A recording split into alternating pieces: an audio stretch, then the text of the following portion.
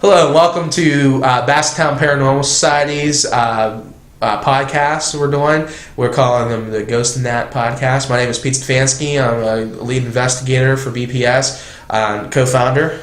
I'm Brian Cunning, lead investigator, co-founder as well. And I'm Clay Kilgore. I'm also a co-founder, and I'm the tech specialist. And welcome to our Ghost and That podcast.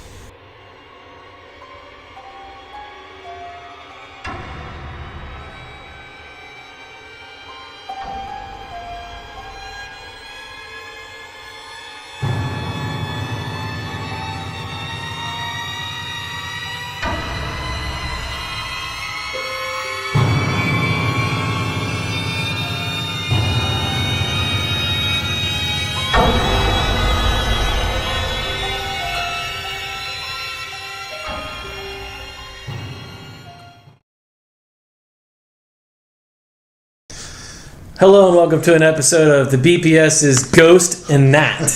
I say that correctly? Yes, Ghost and That. Ghost and That.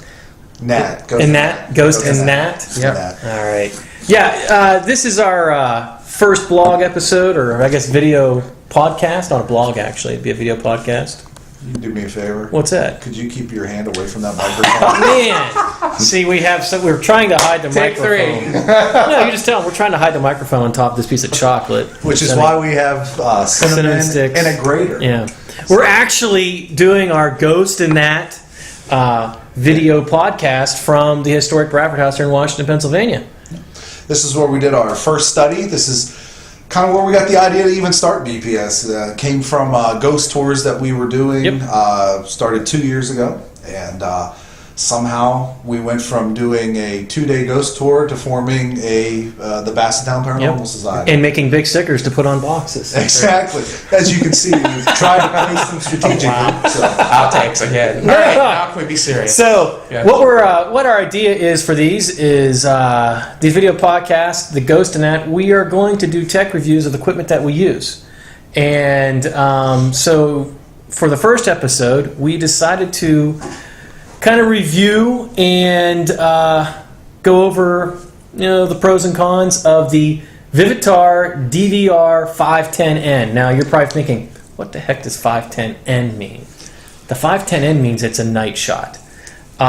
This is the specs on it are. I'm trying to think what it films in. Do you know if it's 720 or is it? It's not an HD. That is the one downside to them. It's not an HD camera, but it is a very high quality camera, though. Now you can see. I mean, it's very small. That's the one nice thing about these. It's the size of most smartphones now. Just about the same size. A little bit thicker. It does have a built-in USB port, which you can easily shoot. You can't get too much video. Is it about an hour or so, maybe?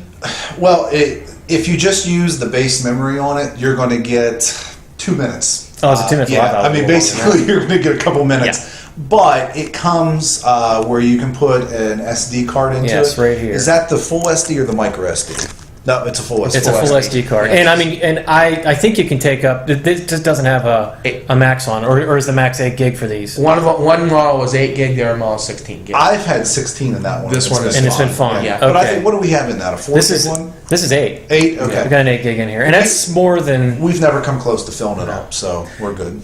It does run on batteries. So the cool thing is these are AAA's, correct? Mm-hmm. So you can get yourself some good rechargeables. Yeah. And the best that Amazon has. I'll tell you what, another product review thrown into the middle of this one. The N-Loop, I think that's how you say it, N-Loop, however you say that. Those are my favorite. They're fairly cheap. You can get them on Amazon in packs of like 8 and 16, both the double and AAA. Come with chargers. There's a kit you can buy that actually comes with the batteries and the chargers. And these really cool adapters that you can take the double A's, put them in this big adapter, and it lets you use them as C's and D's also, that's excellent. which is kind of cool. So those would be the ones I would suggest. I mean, we've filmed Well, I'll tell you what, we filmed 3 times with that one, and I didn't recharge them. Yeah. So we got three filmings out of it. I mean, so we're talking about it lasted a total of about 8 hours because we were using various cameras. But now, it does have a small display screen on the back. The only thing is, it's a display screen for taking video. There isn't any playback feature on this, I didn't think.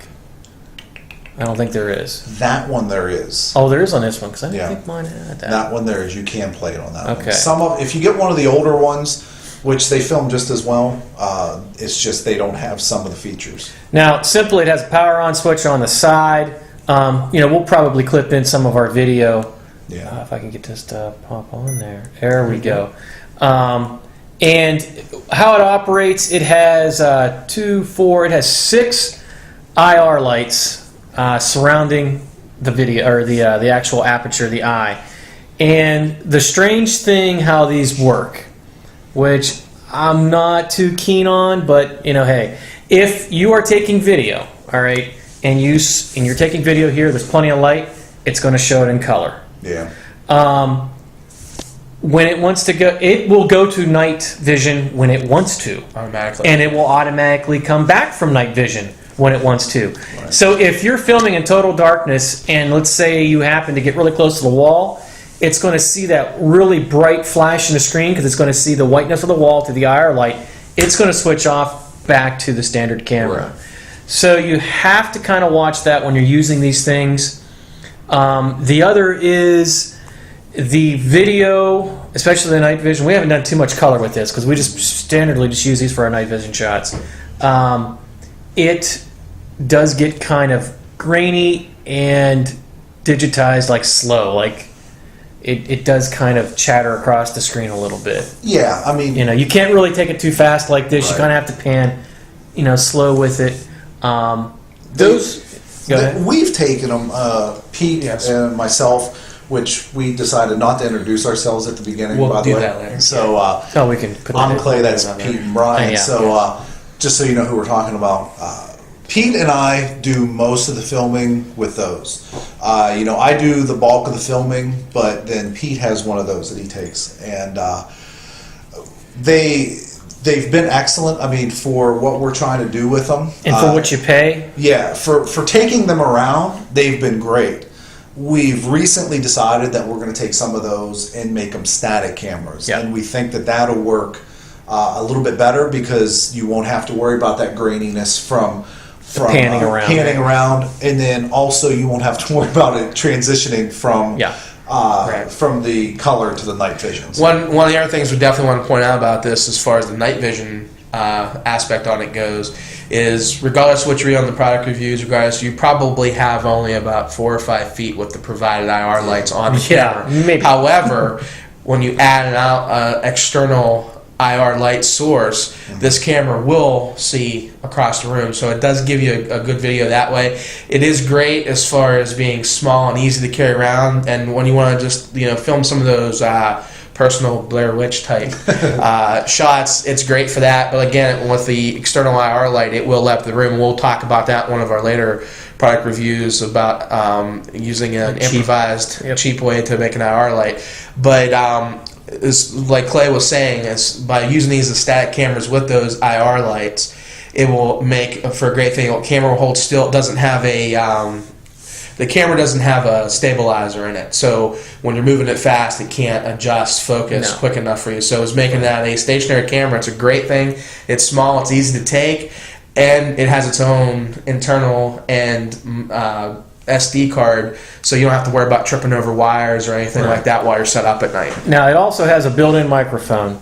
The one thing we have found with this, and I had to go online to make sure I didn't have a defective one of these, is that you get a squealing hiss when you use these. So you're going to, if you're going to use this, you should probably mic yourself. That's what we usually do. All 3 of us are mic'd so that we have good audio when we splice this stuff together for some video. But I think the other nice thing about it is the SD card.